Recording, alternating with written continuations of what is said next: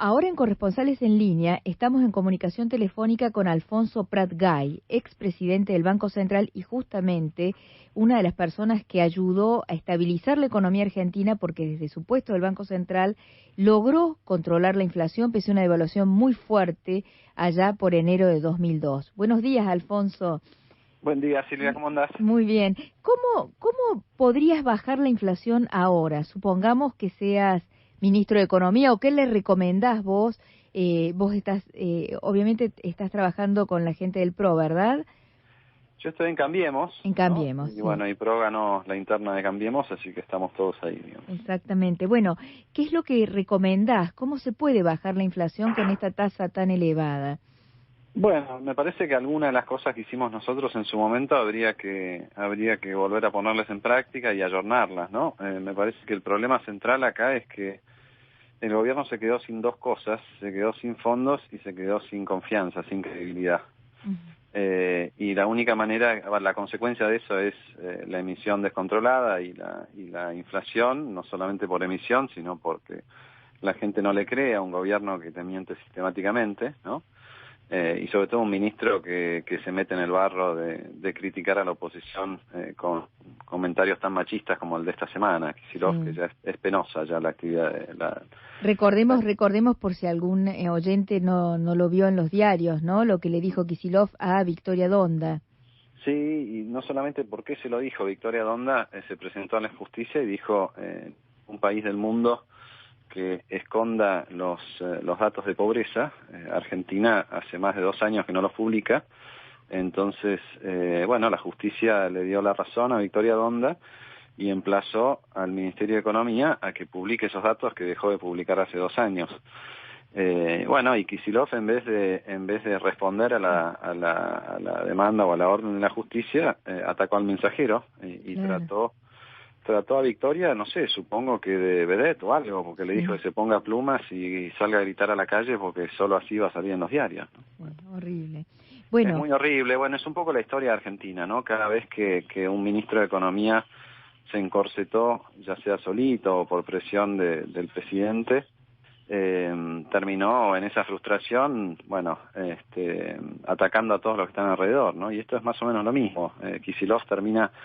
Yo creo que la peor gestión de un ministro de Economía quizás de la historia, salvo algunas muy cortas que hemos tenido con crisis importantes, pero una tan larga como la de Kicillof, yo creo que no hay una con peores resultados, ¿no? Todo lo que tocó Kicillof en lo económico lo entrega peor de lo que lo recibió.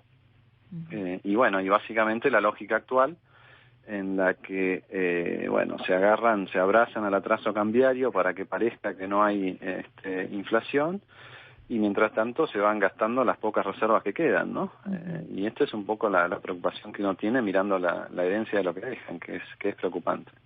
Y para tu criterio, ¿qué habría que hacer hoy con las tarifas públicas, que están subsidiadas, obviamente, y bueno, explican una parte importante, ¿no?, del déficit de las cuentas públicas? Yo creo que habría que subsidiar solamente a los consumidores que necesitan ese subsidio, y tendríamos que discutir en el Parlamento, porque esto en general, el subsidio es un impuesto negativo, ¿no? Y la Constitución establece que la Cámara de Origen para resolver estas cuestiones es la Cámara de Diputados. Y en la Constitución se establece que en todas las cuestiones referentes a impuestos y subsidios, el que define es el Congreso de la Nación. Entonces me parece que nos debemos un debate donde vamos a establecer, lógicamente la tarifa plena no la pueden pagar todos los argentinos, pero eso no quiere decir que haya que subsidiar a todos los argentinos como ha hecho este gobierno, ¿no?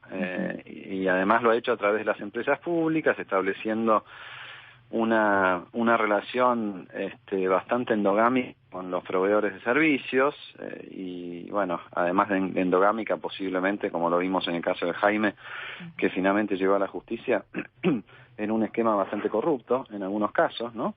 Entonces, y todo esto, yo te diría, Silvia, se hizo simplemente porque el gobierno fue muy aragán, digamos, en el sentido de que decidió que no tenían que aumentar las tarifas, y decidió que para no aumentar las tarifas había que regalarle esos fondos a todos, ¿no? En vez de tomarse el trabajo de diseñar una política económica en la que efectivamente le otorgás el subsidio al que querés otorgárselo, no a todos, ¿no? Esta lógica de todo para todos es una lógica, bueno, del derroche, y es una lógica en donde, bueno, hay que explicar cómo gente que vive en la ciudad de Buenos Aires con un muy buen pasar y con, no sé, un departamento de 200 metros cuadrados, paga 80 pesos de gas por bimestre, o sea, 40 pesos por mes. Bueno, esto no es progresismo, ¿no? Fíjate que hay un estudio muy interesante de unos economistas de la provincia de Buenos Aires, de Scioli, no me acuerdo ahora el nombre, después te lo puedo pasar por cuerda separada si querés, pero es un estudio de hace 1 año y medio atrás donde ellos analizan la incidencia distributiva de los subsidios, ¿no? Al transporte, a la energía, fundamentalmente esos dos. Y lo que descubren es que el 50% del gasto total en subsidios, vale decir unos 130.000 millones de pesos al año, hoy se van 250.000 en subsidios a sectores económicos, bueno, la mitad de eso termina en el bolsillo del 30% más rico de la población. Wow. Entonces el que te dice que esto es difícil de resolver es porque no tiene ganas de resolverlo, ¿no? Claramente lo que hay que hacer es dejar de subsidiar a las empresas, subsidiar a los consumidores. Hoy tenemos toda la tecnología, ya sea a través de la boleta de la ABL, a través de la SUBE para el transporte, la manera que sea.